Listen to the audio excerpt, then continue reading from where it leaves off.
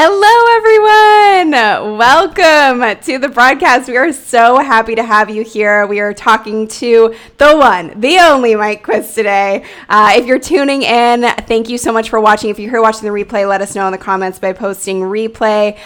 So excited to dive into this story. It is an incredible journey that Mike and his team has been on in the last year, and I've been so honored to witness it.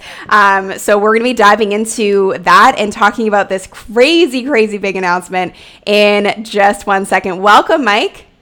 Hey, thank you so much, Sunny, and I want to say hi to all your bosses. Thanks for having me on your channel. I'm honored to be here. Well, we're so happy to have you, and I know all the bosses are very excited to hear this story. So basically, we're going to dive into the crazy exciting announcement about Mike's channel, how he quadrupled his subscribers in the last year, the secrets to massive growth on this platform, and we'll also do a Q&A at the end. So, I mean, without further ado, you can see the title right here, but how the heck did this happen, and what is this big announcement? Go ahead, Mike. Well, thank you. I don't see the title, so I don't know what that is. It says he sold his YouTube channel for millions. Nice. Yeah, right on. So we've always started out our content with scaling in mind. How do we get better? How do we listen to the comments? How do we scale this thing to work smarter, not harder? Which is what really gravitated us to a lot of your content, was teaching how to batch produce and the little hacks that save you time. Time's that great equalizer, right? So why did we get to that point? Well, we always had scaling in mind. And so from day one, I actually talked to my wife and I said, honey, at one point, what's going to happen if somebody's interested in buying our business? She's like, we'll never sell our business. And I was like, well, what if the number was just crazy, right? And she's like, well, maybe if it was crazy. And so we never really had, that was just like a dream. Maybe that's one day, right? But we've been approached by multiple different companies along the way because we're in a niche. We're in a very small market, teaching people how to use our product over old existing countertops and tables and surfaces to make them look brand new and like natural stone or like copper or like these cool things. Well, we were approached by a company that we had made waves in our industry as a small startup company. We got the attention of some giant companies in our industry because we learned how to use YouTube, and the YouTube platform made it possible for us to get what Gary Vee calls underpriced attention, like where we were able to get in front of people at such a low cost per eyeball that our product appealed to a lot of eyeballs because we learned how to deliver a message in a fun, entertaining way, and we learned how to get better at video content. So with that all being said, these big companies had some questions for us, and we're kind of fishing to see if we would even be willing to sell. And so any of these types of meetings, I would always take that meeting, never being arrogant or cocky, but I would actually be a little selfish in trying to kind of reverse engineer what they thought about us from their perspective so I could glean something, those comments, or read their comments and then get better. And so whatever they said I sucked at, then I needed to get better at it. So I took on this meeting in particular, and I really liked this company called Polytech because they owned a company called Illuminate, which was one of our competitors, but I highly respected this company and was quite jealous of some of the products they had, wished we had products as good as what they did in like wood turning and casting and some things. Well, this company, they were interested in how we did YouTube. And at the time, I was studying for a speech that I was giving, teaching entrepreneurs how to use video, right? And so I was so versed in the speech, I knew exactly what big companies were looking for. And because we had scaling in mind, we built our business at scale. We kept up, and you taught us that. You mentored us in a lot of those things, which I wasn't paying attention to, which we could talk about later. But to answer the question, we didn't think we would actually sell, and it came down to, and I don't like talking about money because I feel like I'm bragging, but it came down to, I said, hey, look, I'm not money motivated. I'm motivated by so many other things. I said, but unfortunately, this just comes down to a lot of zeros. Like if you want my channel, you're gonna pay for it, right? And I never thought that would happen because I wanted to keep our tangible assets. I wanted to keep my buildings. I wanted to keep my team. I didn't want to hurt anybody along the way. So they were super in line with those things and super looking at the future and wanting to apply a lot of what we've learned to their other businesses. And so we came to an agreement, and I would like to see other YouTube channels that have done what we've done, but I just want to say that it's absolutely possible. I would call it a brand deal. Like, it's a giant brand deal that we suffice to need, that a brick and mortar company that's been around for over 30 years sucks at getting attention on YouTube. So instead of competing, they joined forces, right? So does that answer the question? That answers the question, but we still aren't clear on the announcement here. Oh, okay. So the announcement is I sold my YouTube channel for lots and lots of zeros in trade for what we built as an audience and what we've created. And in turn, they hired me back to join the team and not only continue to build the same thing and run the team and run our company.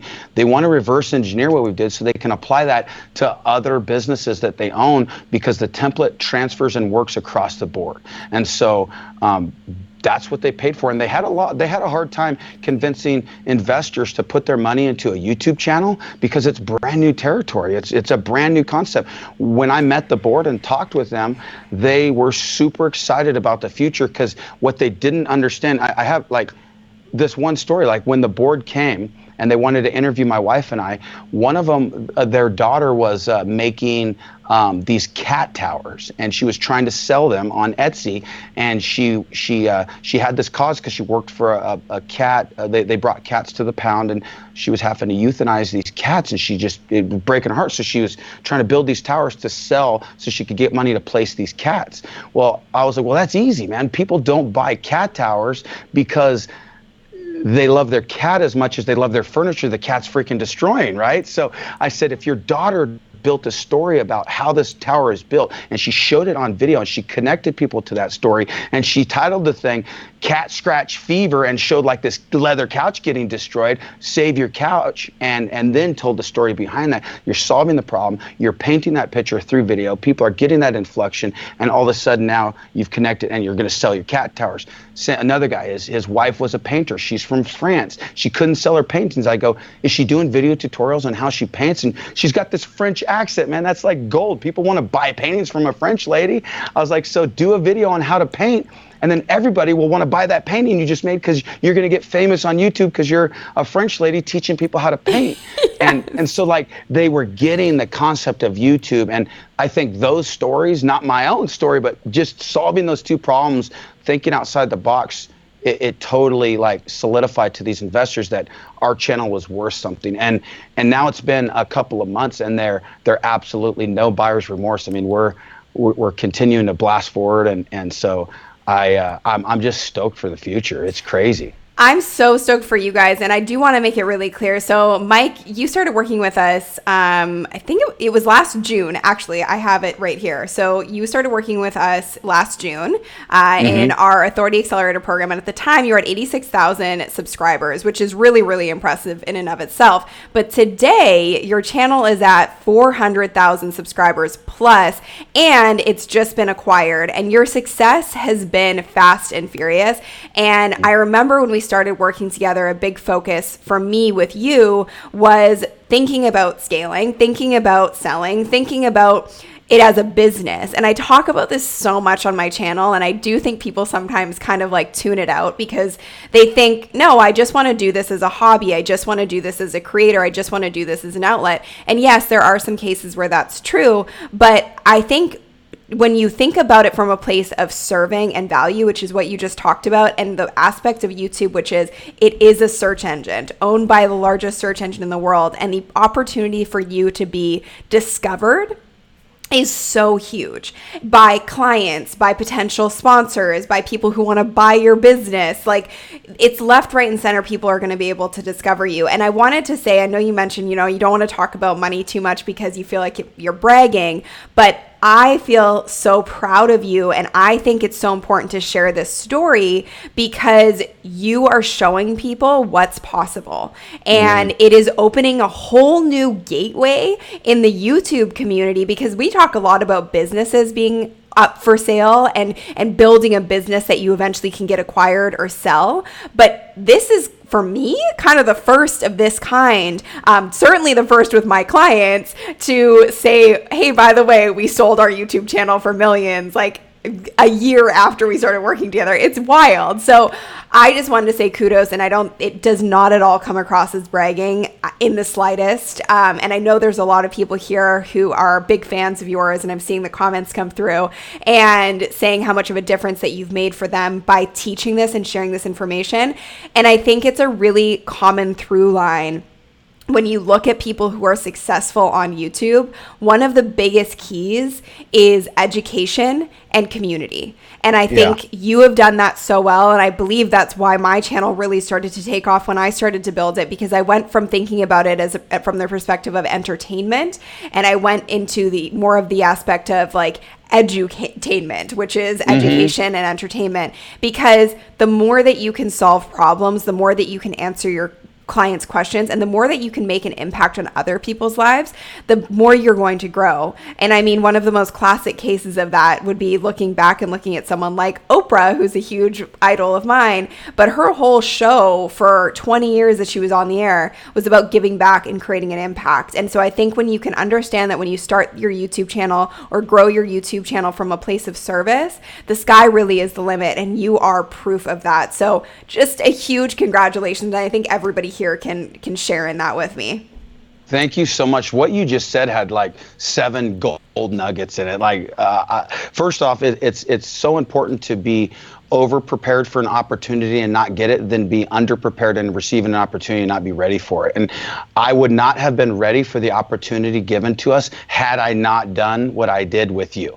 And like, you taught us about community in a way that you had us start a Facebook group. I thought that was really, really key and important to not only get a focus group, but then to be able to connect with a community. And that led into our own event. Like, I went to a thing that said, if you have a niche market and you don't meet together once a year face to face to collaborate and work together and demonstrate and talk, that should be started. That summit should be started. So we started our own live Vegas event that went crazy. We're now doing the second one. We learned from you about connecting with the one person. Like, you talk to each boss. You look at the camera and you talk to me while it may be being viewed by millions of people, but I can then take what you're saying, just like the nuggets you threw out. If you guys missed that, rewind it and listen to what Sonny just said. But I could take that nugget, apply it to my channel, and see if it works financially. And what that segues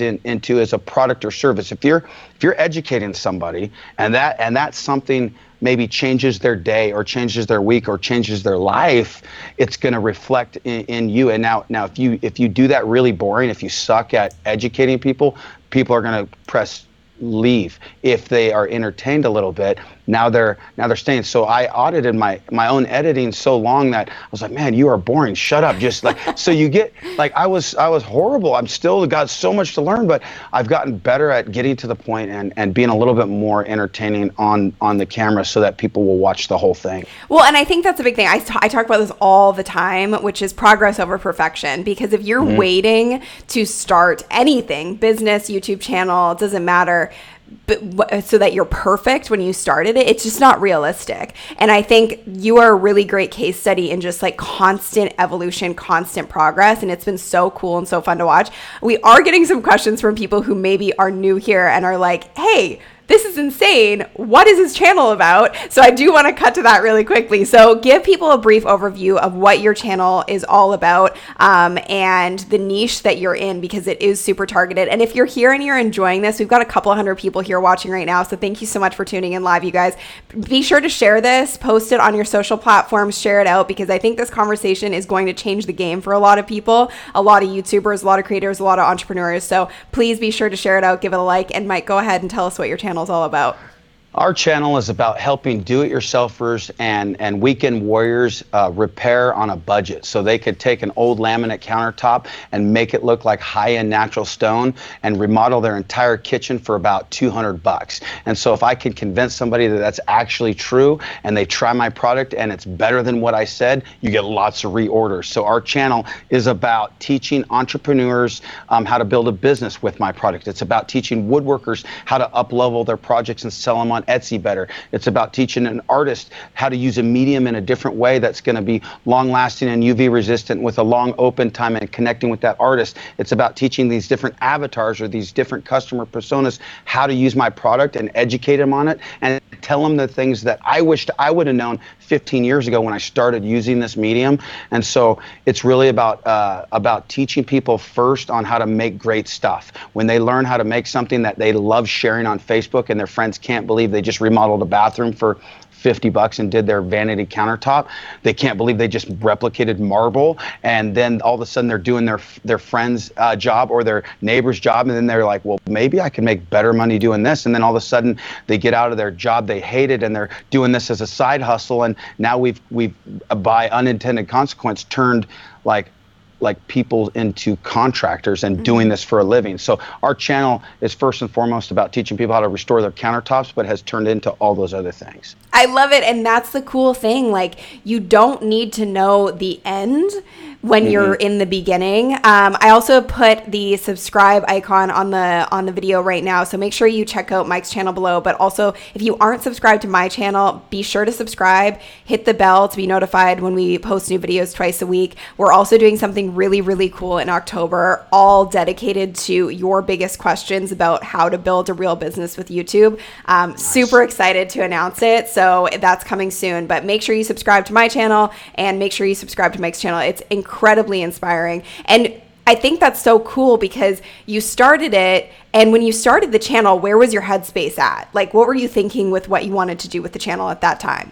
So when I would go to home shows and show my product to potential clients, I wanted to earn the job of restoring their kitchen or their bathroom. That was the goal. But my booth would be so completely packed compared to other booths at the home shows, and contractors would almost get irritated to the point where they're going to come see what I'm doing, and then they would want to be able to buy my product so they could add this to their contracting business. And I was like, no, it's mine. I'm not showing you what I'm doing. And then I thought about that, and I said, okay, I'm gonna sell training videos to contractors. I'm gonna do training videos, and I'm gonna sell these to contractors, and then I'll sell them my product. And I built out all these really good videos that now look back are completely awful. But I built a system. I taught them how to do it. And then whenever they came and asked, I'd say, yeah, I got training videos. It's $2,000 and you could learn how to do this. And I sold one set of videos in like 2 years, and they bought one kit from me, and I was like, well, that sucks. This is awful. Like, I took all my samples and I burned them. Like, I was so frustrated. And then my wife was going to help my mother-in-law for a week because she had a surgery, and so I said, honey, I'm gonna build a website, and I'm just gonna put all those videos that I made, I'm gonna put them up for free, and let's just see what happens. And she was like, don't do it. You've worked so hard on that. It's worth so much. That knowledge took you so long. And I was like, no, I'm just gonna throw it out there. And then we sold a kit, and then we sold another kit, and then so our first month we sold like $300 worth of products, and then our second month we sold like 3,000. Our third month we sold like 26,000. Our fourth month we sold 40-something thousand, then 70,000, and then our first year we made $1.2 million in sales because I gave crap away for free. And I'm like, wow, you give to get. You start giving away the information. You educate people on something. They want what you used in that video. But if you don't have the best product in your niche and you're overselling it, you're wasting your time. You have to be honest. The internet will kill you. It's a picket fence. They could peek over and ask, Julie in Wisconsin how your product was, and her review is going to tell them. So you got to be massively legit. You got to be upfront. You have to have the best product. You got to be honest. But then you got to give it all away for free, just like people say, and then ask politely. And if they say no, say it's okay. I still love you. It's okay, I still love you. And also, I think the big thing about YouTube, and this is what I always talk about with our clients and with our community, is that it is a long game. And so you really do create a community of people who are bought into you and your business and your brand forever. Like I have people who have been watching my channel for 4 years and are just deciding to invest in my programs and services. And I'm cool with that because you know why? You have to prove yourself. And I think the biggest question that I get asked often when it comes to YouTube is, what do you give away for free? And what do you give away when it comes to paid content? How do you differentiate that? I know how I do it, but how do you differentiate that? So if there's even a question on should it be free or should I charge for it, I'm a puppy dog and I just give it away. My wife's the other way. Like she's the reason we've made any kind of money, because she's like, no, you can't give that away. You can't sell that for that price. We're not going to make any money. And she'll scale it out. And she's really smart with that stuff. And I'm better at teaching something. And I just want to give it to you because I like you. So that's a hard question. But if you're just starting out and you're in this to make money, it's going to be transparent. People see that. But if your intention is, I want to sell what I make, but more than that, I'm going to teach you how to do the exact same thing that I learned the hard way. You save people time. That's what, Sonny, you did for us. You saved us years of trying to figure this out, beating our head against the brick wall in your background, and not getting as far as we could, as fast as we could. And because this window is so wide open right now, I wanted to jump through it with both feet, and I wanted to learn and glean. Like I was good at learning, but I could learn how to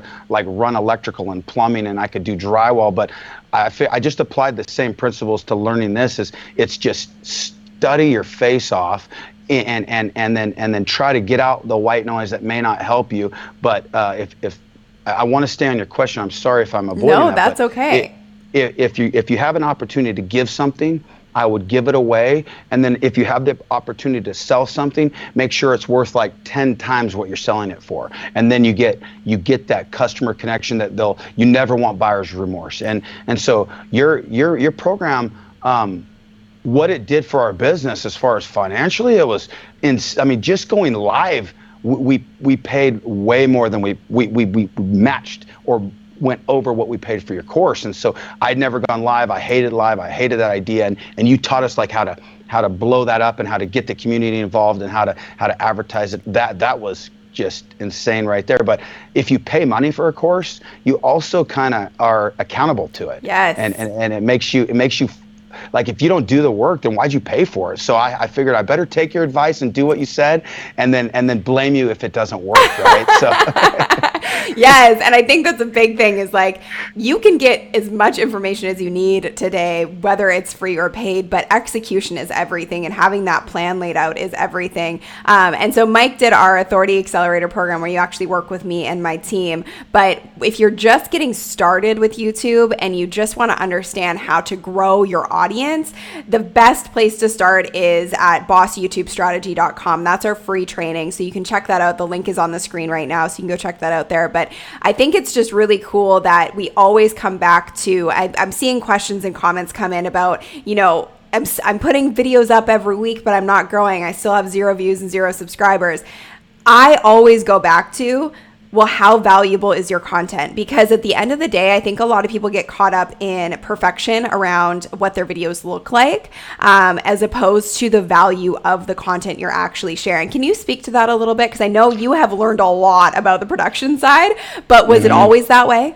No, it was horrible. It was and I left them up. I have all my original stuff on my channel for that purpose, because I tell people who are starting with our product is don't be afraid. Don't think that you got to start on this giant outlandish Taj Mahal project. You can start out with a sample board, and that's okay to not have it perfect. But our production value was probably, as I uploaded stuff in 240. I didn't know what HD was. I had a flip share camera, and I like put it on the desk and would just start making a piece, talk to the camera. It would be like my head's cut off and my gut is hanging out because I got my shirt tucked in and I don't want to hit epoxy on it. I look like a slob, and it worked, like, because I was teaching something valuable to somebody that wanted to make this piece. That's all they cared about. That didn't connect with the vast audience. Like, I obviously grew my channel with better production, but if you're getting 0 views and nobody's commenting and that means the content's not connecting with them.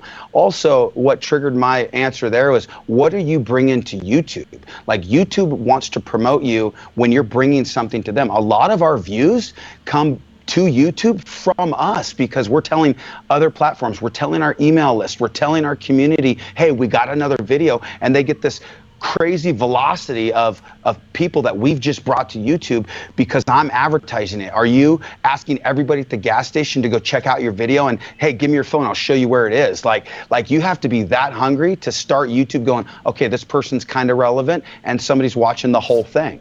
And then they'll give you a little bit more clout and a little bit more time. So it's super slow at first, but if you got 0 and 0, start bringing people to the party instead of trying to meet people there. Yes, absolutely. You got to go out and do outreach for it. And I think I talk a lot about distribution. Again, I feel like a broken record sometimes because I'm like saying the same things over and over and over again. But distribution is a huge part of your growth. It's something that we cover in our YouTube for Bosses program. It's something we go in depth on in the Authority Accelerator because YouTube wants you to do well. I think that's the issue, is that people often are like, oh, the algorithm changed and my videos aren't performing well anymore. It's actually not the algorithm. Something is wrong in your content or in how you're getting your content out there. If you're strictly relying on the algorithm, you're screwing yourself. And that's why I always say build your own audience, build an email list, build a Facebook group, build both if you can, because that way you have a built-in audience that is going to go directly to your video, give you likes, comments, shares, subscribe, signals in the first 24 hours your video is live on YouTube.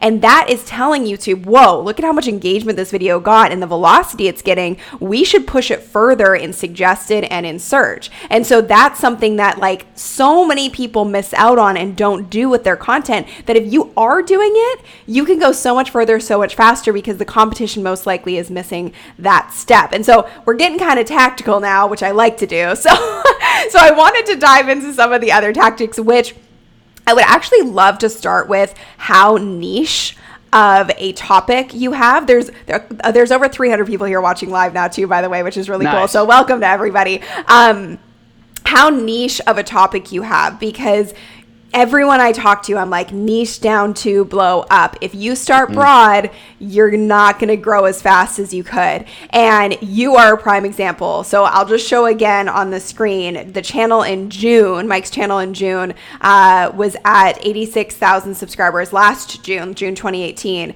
And today his channel is at 400,000 subscribers. And so you have such a small window niche that you're targeting, but yet you've blown up, niche down to blow up. So let's talk about that aspect and how targeting has been super beneficial for you.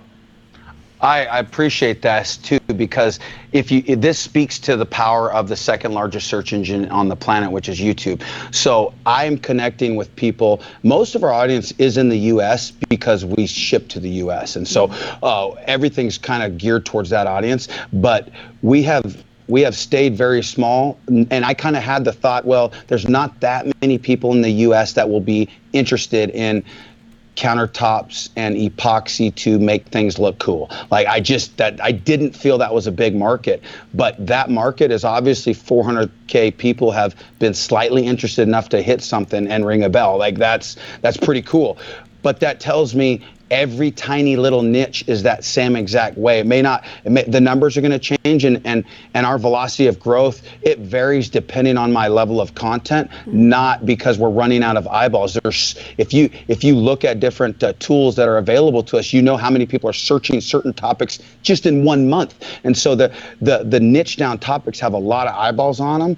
And if you can just become the authority in that space, it's a lot easier to become an authority in a niche down space than a very general space. Like at this level right now, so I know that over 200,000 people each month keyword search the word epoxy on YouTube. Well, only about 100 will look at epoxy for countertops with black and silver glitter. Maybe even 10 people are looking for that. I can own that one video, and I'm going to get those 10 people that month to watch my video.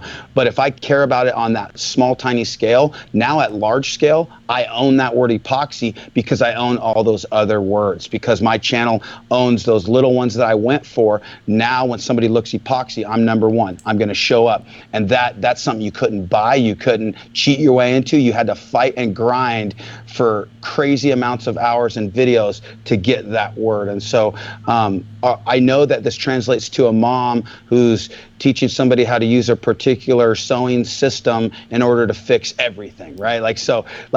These ideas are so broad, like so out there that you wouldn't think it would work, but it will, because our audience is unlimited. It's 7 billion people, right? It's amazing. And I think it's really important to understand, and we go really in depth on this in our Authority Accelerator program, the niche down to blow up concept, and like how exactly you can do it, because it's so important as a business to get this right. Because the biggest mistake that I see YouTubers make and entrepreneurs trying to use YouTube make is they're trying to go so broad to capture a wide net and a wide audience. But when you target a specific keyword and you start in the shallow end and you rank super high in the shallow end, you then build authority within YouTube's algorithm. So like Mike was saying, anytime you talk about epoxy, you know you're going to be page 1, suggested push, search rankings galore, because you own that keyword, because you've got so many videos on so many different verticals of epoxy. And that's how you really blow up your authority on YouTube, is you own specific keywords and you don't deviate outside of them. So instead of trying to go wide, you go really targeted, and then you become this magnet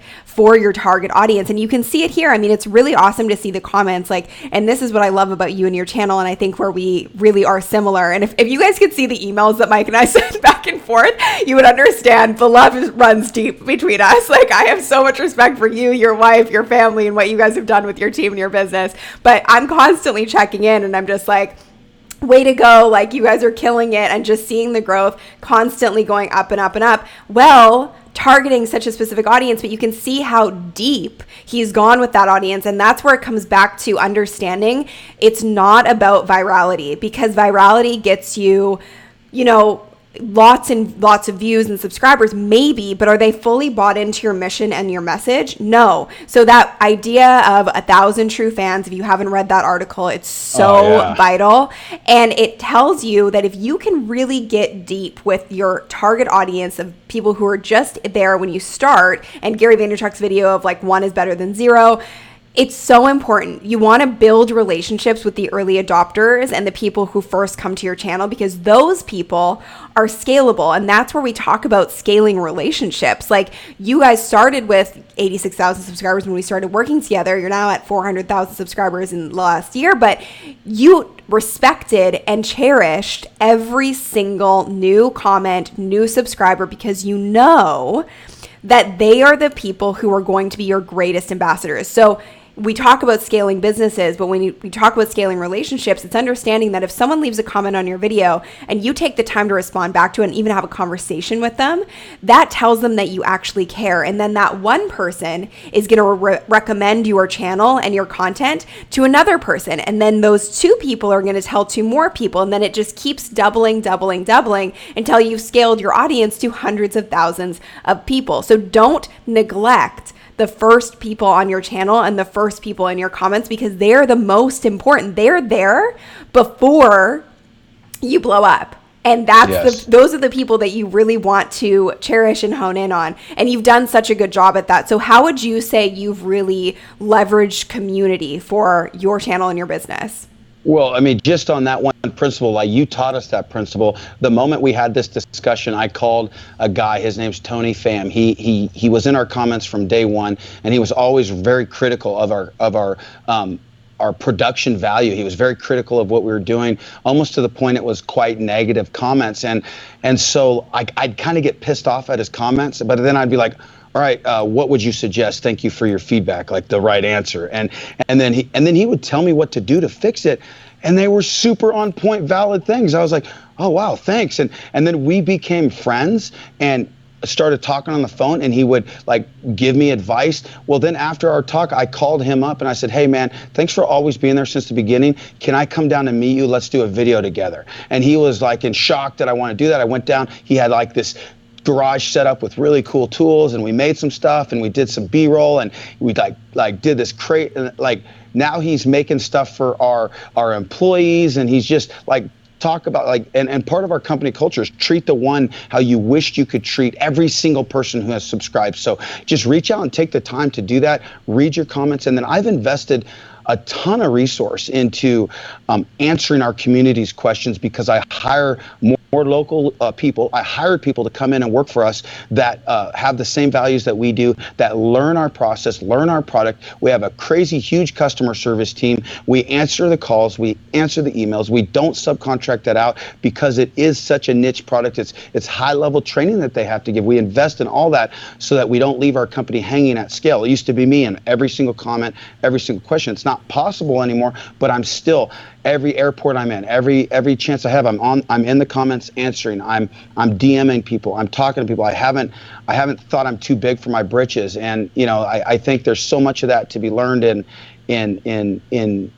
as you get a little bit bigger. Think about where you were in the beginning and go help somebody who's there. And the person who said the comment like, I'm doing all these videos and I'm not getting anywhere, that's actually good news, because that tells everybody who's trying to do this, it's not easy. If it was easy, there's nothing really valuable to gain from it. But if it's hard and you work really hard and you actually get somewhere, that means somebody who's having a really hard time is going to quit. And so if everybody could do it really easy, too many people would be doing it too good. So it only leaves the space for the person who's willing to never give up, work extremely hard, and learn how to scale, learn how to get humble, and learn how to make better, more fulfilling videos for people to help their lives. If that doesn't check a lot of those boxes, the world is telling you to get better. And I know that's really blatant and forward, but I was told that myself. So it helped. Like, if you can wrap your mind around that and say, I suck, I need to get better, you will. Totally, absolutely. And I think you talk a lot about obviously honing your craft when it comes to your community and what you do for a living. But I think when it comes to YouTube too, it's something that often gets misunderstood, in that you think, okay, I'm going to invest in this course, I'm going to work with this person, and it's a magic pill and it's just going to solve all of my problems. But what I think is really interesting, and this is an analogy that I use often, is that if you have, let's say, strep throat and you go to the doctor and the doctor says, here, take this prescription, it's going to make you better. And you take the prescription half-assed and you take it, but you don't change any of your behavior. You're still not sleeping. You're still going out and partying. You're still doing all of the things that are leading to you getting sick, but yet you're taking the pill. It's not really going to work. So one of the things that I noticed with you is, like, you joined our Authority Accelerator program, which is the prescription, and it was going to help you, blow up your channel and blow up your business. But the thing that made you different from a lot of other people who invest in resources and experts and courses is you did the work and you changed behaviors. Like, you literally were so open to the advice and the feedback and the program and the system that you dialed it in and you made it work for you. How important is that factor to actually do the work? The massive action is the part that you have to be willing to do. I call it climb Mount Everest season. So if you're not willing to climb Mount Everest and carry all this on your back, and you'll never get to the top. So you have to be willing to take every single step, take every piece of advice and try it. And the reason I invested with you is because how hard is it to get in the back end brain of somebody who's been there and done that, or is where you want to be, or has cracked the algorithm, or has the code, or no, like, you can guess all you want, but if you're able to get a mentor to say, hey, do this, do this, do this. I don't recommend you spend a lot of time with that. What about this? And is also open. Like, I brought some stuff to your attention. You're like, okay, let me think about that, or let me get back to you next week. And you don't know all the answers, but knowing that you're honest, like, to be able to get somebody who's honest, who's where you want to be, to tell you what you should do is priceless. And so if you give me all this priceless information and I don't take the action, I just have good information. I don't have a good business. And so I gave you 3 months, Sonny. I said, if this doesn't work in 3 months, I'm moving on, and I'm not going to listen to one more thing she says.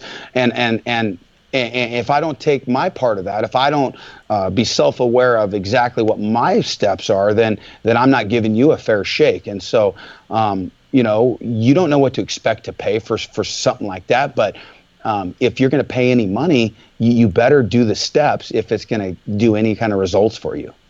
Absolutely. And so what happened after 3 months? I still watch every single one of your videos. I watch the brand new videos. I watch the rudimentaries. It's the basics that get you going, and then it's the expert advice to capitalize off those basics. And so if you're not doing the basics, like you don't need what Sunny has. If you're not watching her basic videos and implementing what she's saying, then you probably don't need expert advice or up leveling anything. You got to start slow. You got to get the milk before the meat, and that's what I was willing to do. I would watch you and other YouTubers while I jogged on my treadmill, and then I'd go up to my shop or go up to my office and I'd implement what you said just to test it. And I did that for months before I ever contacted you guys. And actually, I'm going to tell a funny story. I don't know if it's appropriate, but I'll tell it, and it's live, so we love inappropriate, so go right ahead.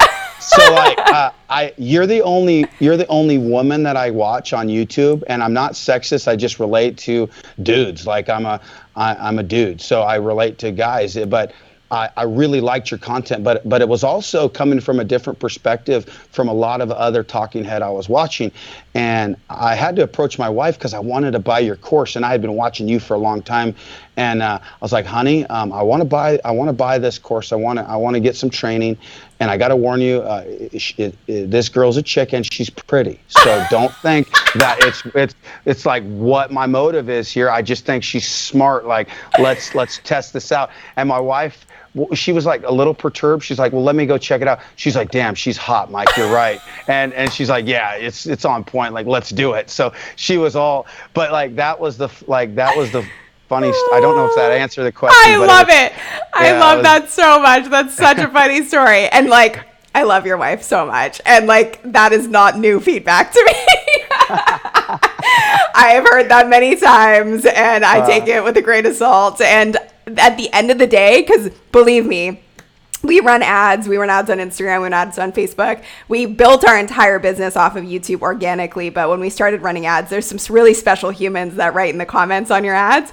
And half the time it's, well, it's easy for you because you're cute. And like, that's how you grew your YouTube channel. You're cute. But I just want to point out, if I was dumb and had nothing to say, I don't think you'd be watching my videos. No, exactly. And if you have to be cute to do good on YouTube, look at the screen right now, because half the guy on the screen is not that cute. Like I wasn't born with a face for TV, so you don't have to be cute either. You just gotta be valuable. Oh, I love it. That is so awesome. Well, thank you for that. Like just on the hard work part of it, because the thing is, people are constantly complaining. They're like, oh, I'm not growing fast enough. It's not happening fast enough for me. But at the end of the day, if you make this your singular focus, and I talk about this so much, if you make it your singular focus and you're like, my only goal is to build my business through YouTube and to build my brand as much as possible, it will happen. But it takes that singular tunnel vision focus, which is what you guys had. And I know a big piece of that too was your mindset and going into it with no negativity and only being positive when you approach everything. So how did you do that? How have you handled the ups and downs of having a business, the ups and downs of running a big YouTube channel, and the growth in the last year, while maintaining your positivity as well? I think it's about really scheduling your time, scheduling your motives. You have to have time for personal development. If you're not putting in the good, you're gonna get like days always have negative. There's always problems. You're a firefighter. You're always putting out the next issue. And so if you're not taking the time to exercise or drink juice or do something that's going to teach you something positive or input something good into your mind, body, and spirit, you're going to get crushed by the world. So first and foremost, you have to protect that part of your mentality. And if you're going to scale, I've watched your videos. You talk about starting out in your house, in your living room, and you could sit there in your pajamas, or you can get ready for the day, and you can act like this is a legit, serious business, and you get what you give. If you don't put that into it, and you're like on the phone with your girlfriend, or you're just eating Fritos, watching, like Real Housewives, you're not going to get anywhere. But if you turn all that crap off and you get serious, and then you are so serious with your schedule and your time, the most successful people, they have certain things in common. They read books. They're massively scheduled. They plan in the first part of their day to save. That's the biggest investment on their time is they're getting so much back in time because they planned a little bit ahead. They learned how to batch their work. They learned how to scale a team that was smarter than them. They're never the smartest one in the room. They learn how to utilize resources. They learn how to become an expert at something and then train that and scale it in a process procedure as opposed to trying to do everything yourself. And so all these things we had to get really good at, or else we were going to just totally get crushed. And we're still getting good at those things. We're still learning better ways. We never think that our policy procedure is long term. It's always just for this season. And a part of we have all these points as our culture for our company. And our company, everybody who works with us, they wrote this together. I challenged our company. Okay, what kind of company do we want to be? What's important to you? And everybody gave their input, and then we all decided what would make like the holy grail. What would make the cut. And there are things like punch perfectionism is in the face, and there are things like treat the one how you wish you could treat everybody. There are things like attitude is a little thing that makes a big difference. Like we determine if we're happy in the crap show, and so you're always going to be in. You know, you're fighting through hell. Just don't pitch your tent there. Like keep going through it, and you're going to see why you went through it. And so it's been very, very hard. It's been a hard road, like tears and crying and love and happy and joy all at the same time in sometimes the same hour. But staying positive. If you don't, it won't work. You have to. Yeah, and I think that what you just said. I mean, I think when you're in the early stages of building a business, especially as a solopreneur, you sort of have no choice but to keep your head down and just keep moving forward. As your business grows and you move into new seasons of your business and your evolution, you need the space to look up and to see the overall picture. And when you do that, that's when the real roller coaster ride comes in, because you're like, okay, we got to fix this. We got to do this. This isn't really working as well as it should. And I have so much on my plate and so much on my shoulders. And that's where the mindset piece is absolutely vital, and not staying in the victim mode of this is never going to work and I don't know what I'm doing. I think the cool thing, and I think again something we relate on, is it's not how did I get here, it's how do I get through this and how do I move forward, and not getting stuck in that place of negativity, because that place is not going to get you anywhere at all. I wanted to ask you about something, because you sent me over a note on the 51-49 rule, and I don't know what that means, so I did want to touch on that. And nice. Before I do, make sure you guys, if you haven't subscribed to my channel, hit that subscribe button, and you can see the link to Mike's channel on the screen right now. It's been up the whole broadcast, so you can see it at the bottom there. Make sure you go subscribe to his channel as well. But we're going to be doing a whole bunch of really rad content on everything from mindset to business to growing and blowing up your business on YouTube, all during the month of October. I'm going to be giving you more details about that soon, but make sure you hit subscribe and hit the bell to be notified when we put those videos up. And if you want to get started on YouTube and growing your business, go to bossyoutubestrategy.com. I'll leave that on the screen, but let's dive into this 51-49 rule. What does that mean, Mike? If you're not giving more to any relationship, whether it be business or marriage or just friendship, but if you're not giving more value to your customer, at least 51%, I learned this from Gary Vaynerchuk, if you're not giving more than 51% and you're willing to take 49%, if both parties are trying to do that for one another, you can only scale, you can only go up. If you're trying to get more, if you're trying to be sneaky, if the dollars somebody handed to you are worth more than what you give them back, it's not good. And so what we give them is we give them 2 bottles of epoxy, part A and part B. That's worth a certain dollar amount. But what accompanies that is our customer service, our product knowledge, our willing to answer questions, our willingness to go above and beyond anything to make sure that review is a 5-star review. And I want you to never think that you got 2 bottles of epoxy that you could have saved $5 more on, when I gave you the best formulation that chemistry can build, in my opinion, right now. I gave it to you, and then I gave you all these other things for free. So if you're not giving more to the relationship, then I think your business will get crushed. If you give at least 51%. See, in marriage, it's 100. You gotta go all in. But business, it's business. I mean, you got to make money, and so yeah, 51% minimum. I love that. I've never heard that before, so thank you for sharing that. And I think it's you walk your talk, and truthfully, for me, that is the best compliment in the world when someone can say to me, you walk your talk, and what you talk about online and when I met you in person, it's the same. That's the best compliment to me. And although we haven't met in real life, you do walk your talk. And I'm so honored to have watched the journey over the last year and to watch all of the growth. And I know it is a full team effort. So I know some of your team is there right now, but I hope the team gets to see this, because it's really cool to just see how far you've come, and just mad kudos to all of you guys. And on that note, I just want to kind of do a comparison of like when we started working together, which was June 2018. I actually looked back last night. I was like, when did he sign the agreement? It was June 2018. And in the Authority Accelerator program, and then to today, like what has happened in that time span exactly, so that people can see the full scope of how much work you have put in and how massively your team has grown and taken on so much in that time?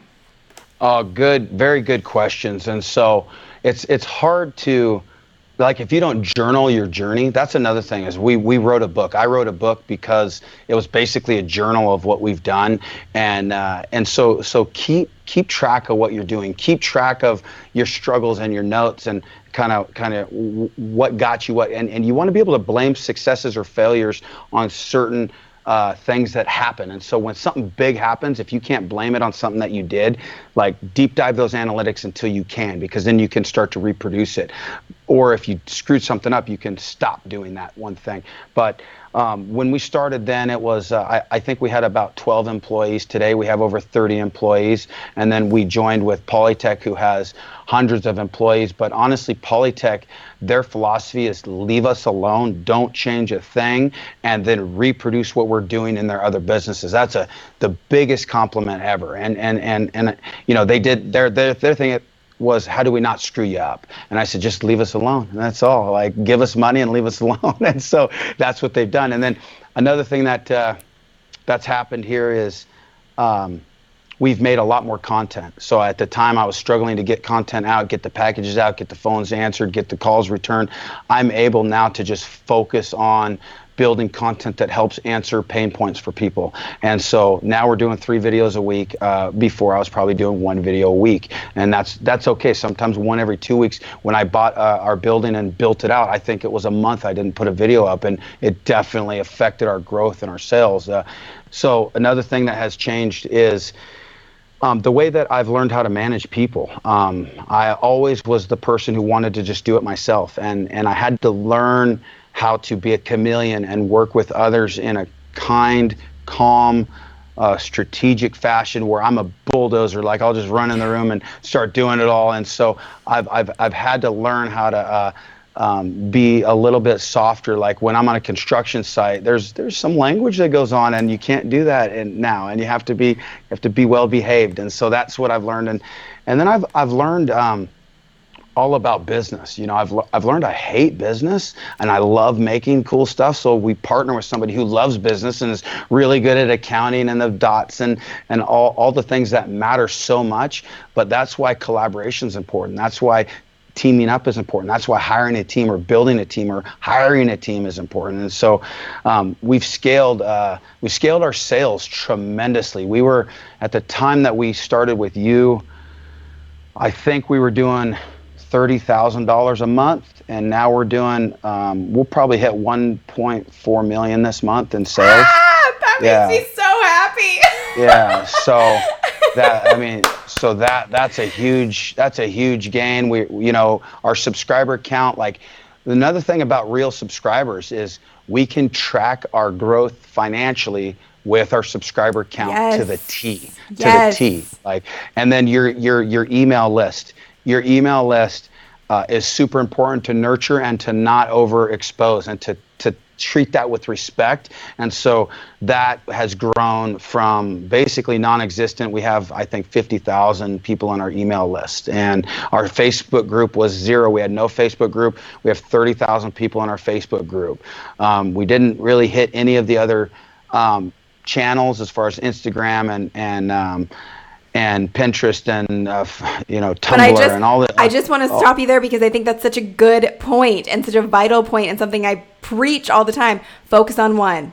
Focus Yeah. on one thing at a time. If you were trying to build Instagram, Pinterest, all the other things while trying to build YouTube, YouTube would not have grown as fast. So like if you can take one thing from this, I'm sure you've taken a lot, but that is so important to understand that you doubled down on the one thing that you really wanted to grow. Sorry, I cut you off, but I got really excited.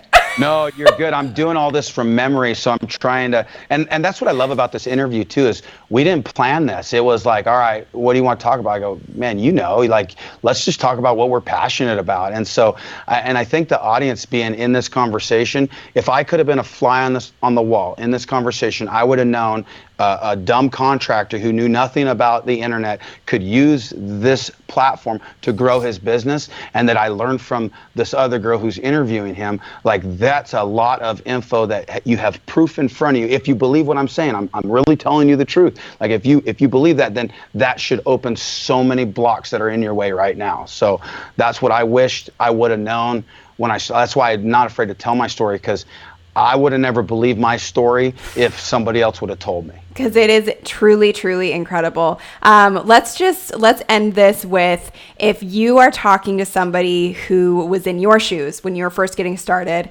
somebody who's in the very beginning phases, hasn't even really started their channel yet, hasn't really understood how to grow the business yet, what are your top pieces of advice for that person today and right now?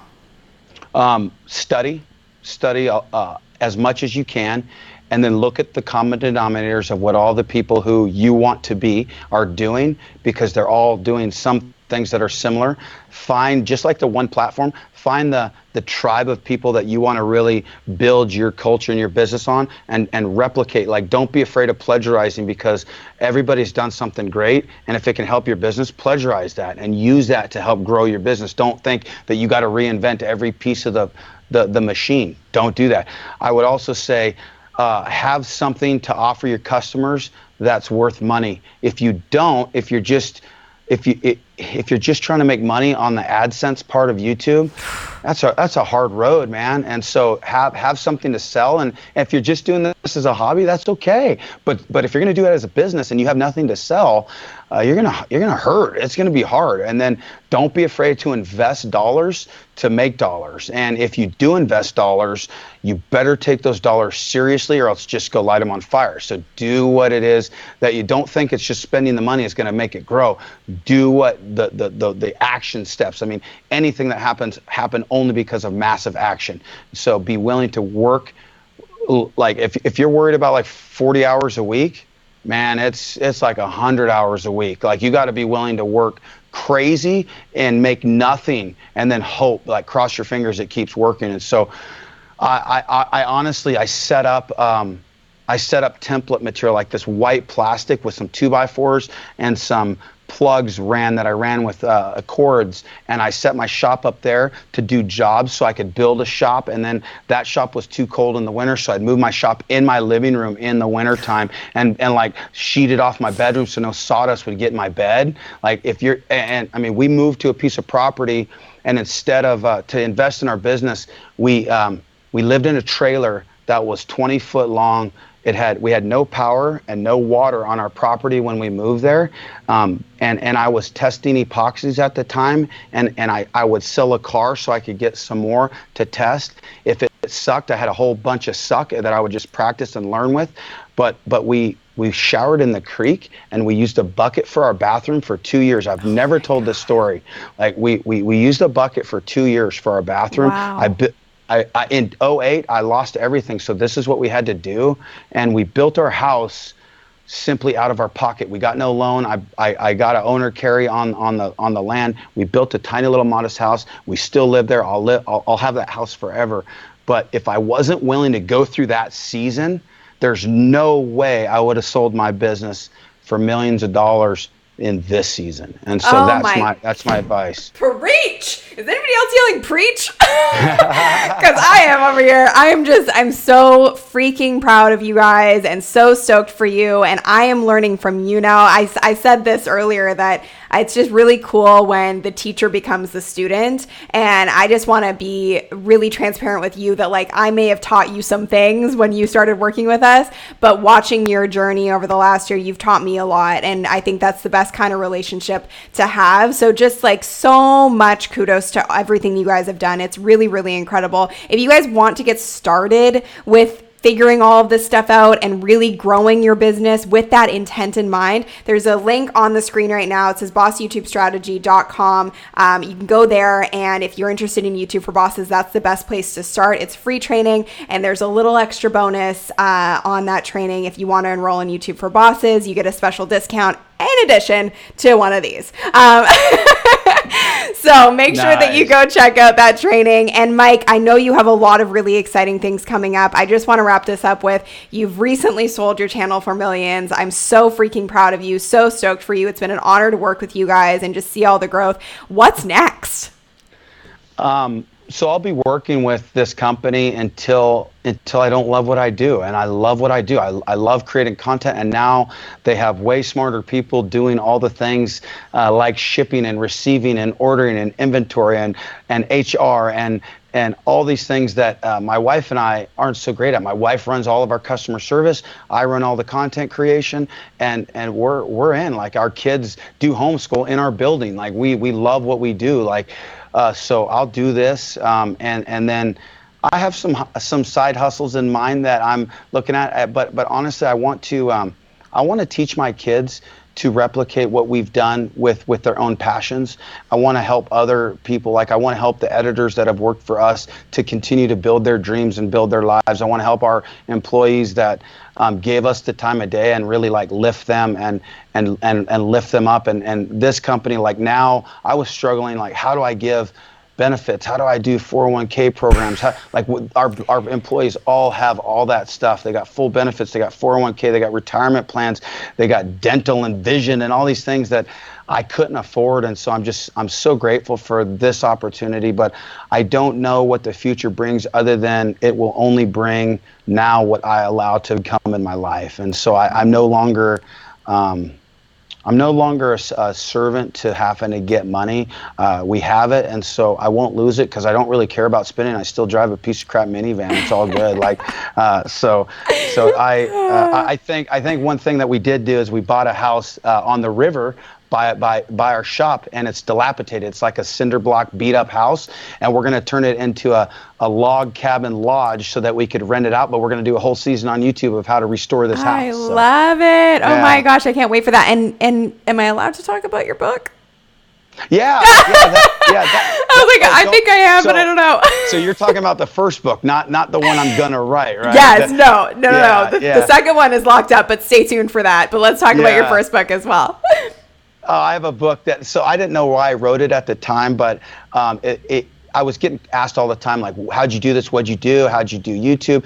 And so I wrote, it was my journal, but it's basically every step that we did. It's called How I Made $1 Million Telling the Truth on YouTube. And I actually titled the book that because I met with this company that wanted to do our advertising. And in the meeting, they realized that we were way further ahead in our skill set than they were as a company. So they're like, bro, we got nothing to offer you, but you should write a book, and it should be titled How I Made $1 Million Telling the Truth on YouTube. And so we wrote the book, and that's been out for a while. I just haven't really advertised that because, again, I hate the title. It's like braggy, but it's not. It's, you know what it is? I think you got to change your mindset on that. It's from braggy to possibility. That's what I see it as. You're now showing people what's possible by following in your footsteps, and it's inspiring. It is not braggy. I would tell you if it came across as braggy. It doesn't at all. And I definitely shout out Sonny Lenarduzzi in the book multiple times. And so I talk about that how that affected our business, and so that's on Amazon. But again, I think I've probably given away like more of those than I want to sell. So I'm glad it's out there. I'm glad the world can get that. It's part of my journey. But I do have I think, and again, I learned that from Gary Vee about writing books. Like, he doesn't write those books. He hires somebody to help him, and that's what I did. I hired a person to help me write that book. I wrote that book in an hour. that was my life. Like that was my notes of my journal. But then we did each chapter together and cultivated it to make sure the message was exactly transparent and true. So people knew that they got this, they could really do it. I love it. Okay, so if you want to check out Mike, go to his YouTube channel. The link is on the screen right now underneath Mike. And be sure to subscribe to my channel because we've got lots of exciting stuff coming up, especially in the month of October. There's a whole series coming at you guys that I can't wait to share. But we also said we were going to do a Q&A, and I know we've run a little bit over. Do you have like 5 minutes for a quick Q&A, Mike? Oh, yeah. I love, this is my passion. I love this stuff. Yeah, okay, awesome. Everything else can wait. Okay, awesome. I'll tell you a story. So like this company I'm working with, they sent out 2 guys that have been making commercials and like TV promos and movie promos. Like this is what they do for a living. They've hired those people to build content for their other channels. And so right now they flew them out here from Michigan to learn how we built our YouTube channel. So I'm super honored for that, but they're watching this podcast and they're like all about it and like loving this. This is what I love. Like, this is my passion. I love talking about this stuff. Okay, amazing. Okay, so let's dive into some Q&A. If you guys have questions, let's dive into them and get some answers for you. I know that someone did ask, let me just go back here. I can't find the exact question, but the gist of the question was talking about focusing on one platform. How did you decide to focus on YouTube versus going into Instagram and all these other platforms? And do you have a regret about that? That was the gist of the question. Excellent question. And no, I don't regret it because YouTube gives you free remarketing. So if I earn your eyeballs and your attention one time on a video and I convince you to subscribe and ring the bell, I get to then tell you about my next video for free. So if I did any paid traffic and you saw my ad and then you watched my video and you subscribed, I don't have to pay for your eyeballs again. You're now one of my fans. You're a subscriber.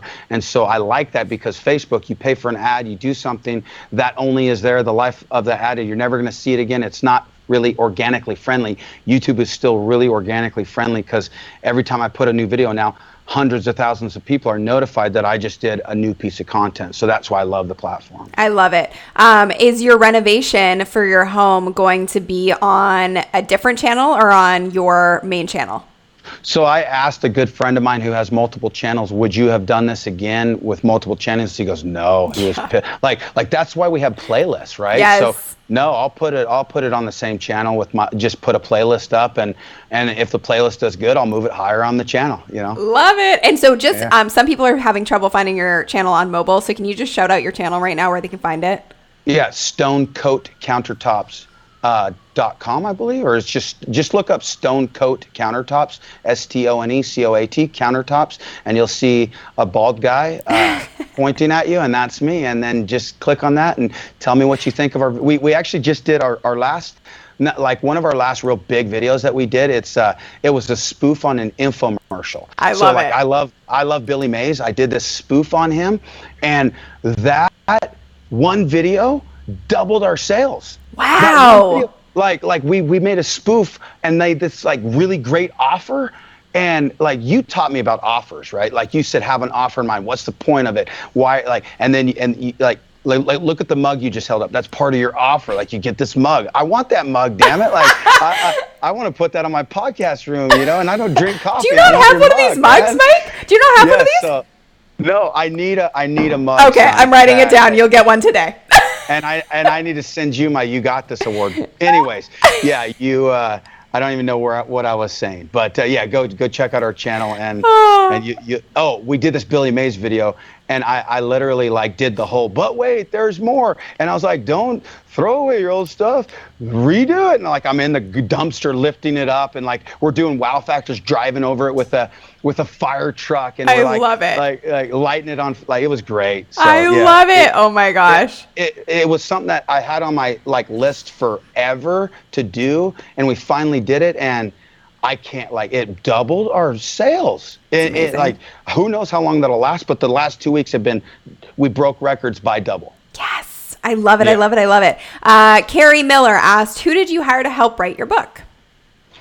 Oh, I think I will ask her if she wants me to publicly say that, because she actually is really hard to get, like, she has to be passionate about the subject. And so she's out of New Jersey, but let me go ahead and get her permission. And then if that's okay, I'll probably do a podcast on that. And then maybe I'll just interview her and talk about that experience. And I'll tell you, like, it wasn't cheap, but I wanted somebody who would speak it in my voice, because I can't spell. My grammar's awful. I'm like really good at making video and building stuff, but if you ask me to write a report, I would definitely suck at it. So she helped me a lot. I think that's another key to success, though, is you know your strengths and you double down on them, and you also know your weaknesses and you outsource those. So yeah. I also do the same thing. All right, let's see. How do you niche down when you have multiple interests? How do you make them cohesive? Strategically. And then that's also like in every one of our videos, we're going to lead them to another piece of our content, and we're also going to lead them to the purpose of the video. So it's so easy for me and Sunny to relate on anything, where if you look at our channels, they have nothing to do with each other, but because we have some kind of common interest, that's what we play on. And so like if I like, who would want to see Sunny in my shop using power tools? Like, you guys would be totally excited about that. It wouldn't be like what you want to see all the time, but you would want to see her in that element. So we would easily segue that. But in your channel, you test it, like test that, lead them to a video, and then see if that works. If it does, do more of that kind of content, but start with your niche first. Own your niche, own that one thing, overdo it, overplay it, do it in every shape and fashion you can, see what works by looking at your analytics and your feedback, and then carefully segue into things. But don't even like try to do it casually, or like hey, check out, like, who would think that I'm working with Sunny Lenarduzzi and she's working with YouTube for bosses, and they're mostly females, and this idiot is listening to her. Like, but we could still segue it. Like, it's okay. I love it. No, that's perfect. Someone asked, Agua Lux says, can these tactics be applied to a service-based business? Absolutely. I'm a yacht broker. My channel is the journey of becoming broker, yachtsman, etc. 150%. I'll answer that one. It can be applied to your channel, and go to bossyoutubestrategy.com to get started with the free training. Is it worth getting help with editing even if you know how to edit? Oh, that's a good question. So I was doing all of our editing, and sometimes I would sit there for 24 hours straight editing a video, and then I have to run our business the next morning. And so, yeah, it's worth it, but don't put the cart before the horse. Like, go through hell, and when you can't go through anymore, then reach out, and then do it on a smart way. Maybe you could find somebody who's super interested in that, who doesn't require a lot of money, and maybe they're going to help you grow, and you could come to an agreement on, hey, if I keep growing, I can keep you full time, or what will you do this for per video, or just be smart about that. And my biggest thing is, when I hired somebody, their needs were far more than what mine were to me. So I wanted to make sure their family's fed and their needs are met. So when you hire somebody, if you don't put them before you, like, you get paid last. So make sure you can afford it. And so that's what we've always done. And our goal, honestly, was, before we hired one person, pay our house off with what we're doing. And we were working till 3 a.m. every night. We paid our house off, then we hired the first person. So it probably should have been done far sooner than that. But go through hell first. It's okay to work really hard. Then you have a good story to tell. Like, it's not forever. And then the person who talked about the yacht, we did a sailing the space between. Like, why would they care about my product? We went and did their yachts, Countertops, and they took us all over, like, the ocean waters off the South Florida. Like, that was so sick. But yeah, you can relate anything. Like, I love it. Like, hook up with other channels. That's been huge. That's always a good tie-in. Collabs are amazing. Mancrafting is asking, so did you sell your YouTube channel or the business? I sold it. I sold the business and the YouTube channel. It was part of it. But when you looked at the financials of the whole thing, our tangible assets, because I wasn't given our buildings, we don't have like trucks and delivery trucks and giant amounts of assets that are tangible. Our assets were what we have built as far as the education, and what we built through our audience, and what we built through our community, and the fact that if I had a new product or a new solution to a problem, I could get it out to hundreds of thousands of people instantaneously for free.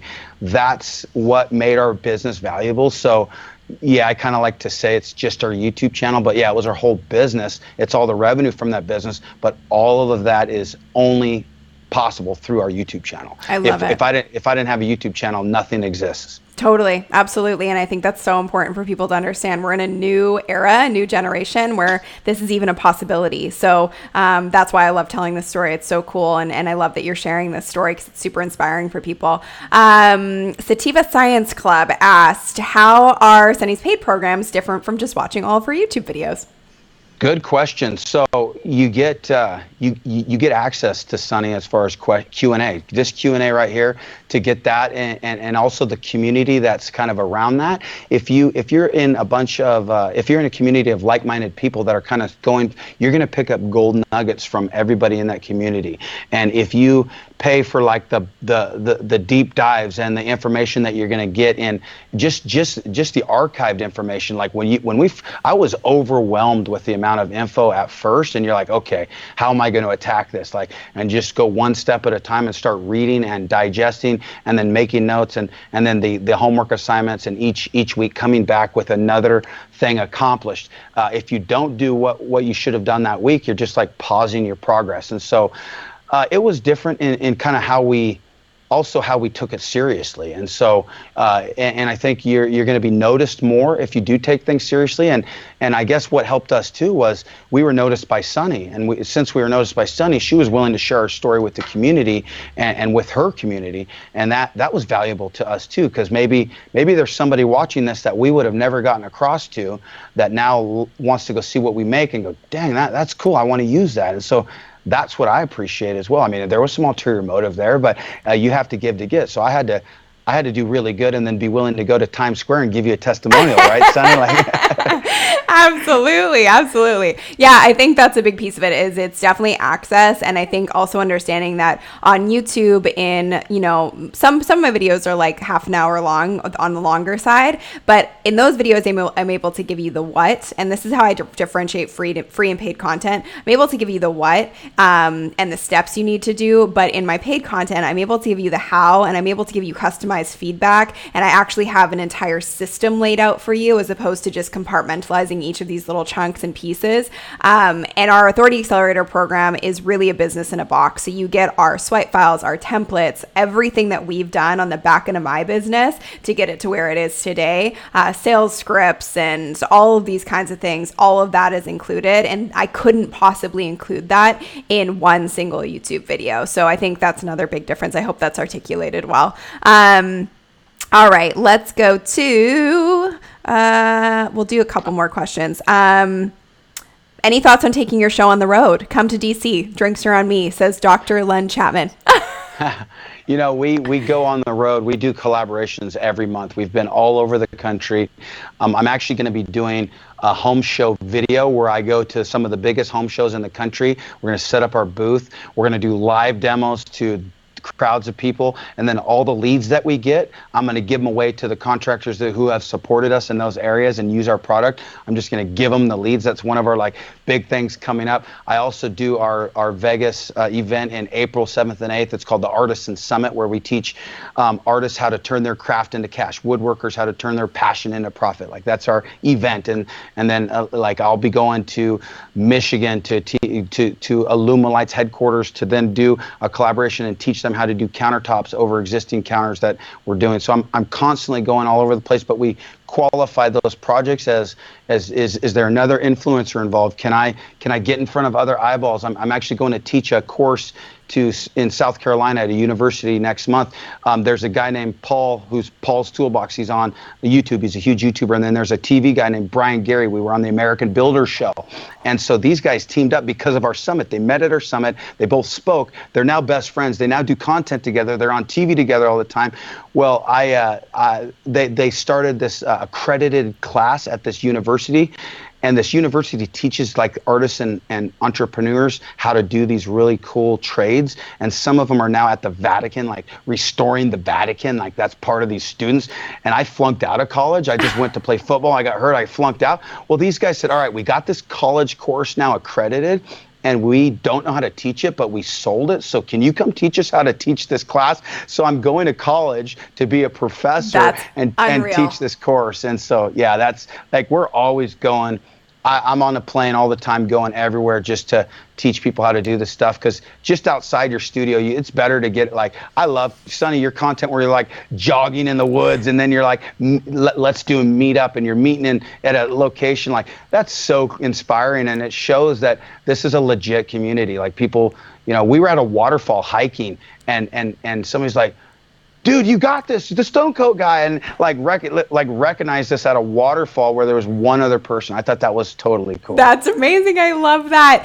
Final question, and it's been asked a few times actually, so I wanted to touch on it. Will you still be the face of your channel? And if not, is the channel likely to experience a drop in subscribers? Yeah, I'm still the face of the channel, and that's another thing. That's a heck of a good question. Can your channel scale if you're the face of it? I think Sunny's done a fantastic example of branding herself. So yeah, her channel's absolutely Sunny. Like, I should have a channel called Mike Quist, but nobody would subscribe to that, so I don't. I have to do it around a product, right? But I don't plan on going anywhere anytime soon, and I plan on staying with this company because I believe in their cause, and I believe in our product, and I believe that it helps people, and I'm really, really good at making videos now, so it's kind of the easy part for us now. And so if I get to just make cool videos and do tutorials and go do these things, I have no plans to stop doing that. Especially, I feel really grateful for this opportunity, and I want this company to have nothing but massive success. I want my community to know I'm all in, and that was a big question of our community when we announced this is, oh, now it's going to change, and my goal is to prove everybody wrong that it will not change. And so I think that and part of our contract was when we get our 1 million subscriber button, that's mine, and so I'm on it till at least 1 million subs. Like, I'm not going anywhere. You'll be there in no time, and I can't wait to chat again when that happens. Mike, thank you so much for your time. Thank you to your team and everyone behind the scenes right now as well for helping with the setup of all of this. And thank you so much, you guys. We had 300 people here for the majority of this broadcast, which is pretty freaking cool. And I'm just so grateful for each and every one of you. If you liked this, be sure to share it out. Be sure to subscribe to the channel, and also to subscribe to Mike's channel too. Obviously, he's up to some really big things, and we want to get him to that 1 million as quickly as possible. So thank you so much. Any parting words, Mike? Man, each one of my videos, we always say, you got this. And we do that for a reason, so people know what I just showed they can do. And sincerely, from the bottom of my heart, being a student from Sunny, you got this. And so just listen to her, follow her advice, and put good stuff in your brain, and good stuff comes out. So I love it. Yeah. Thank you, Mike. Thank you so much. Thanks, everyone, for watching. We'll see you soon. Bye.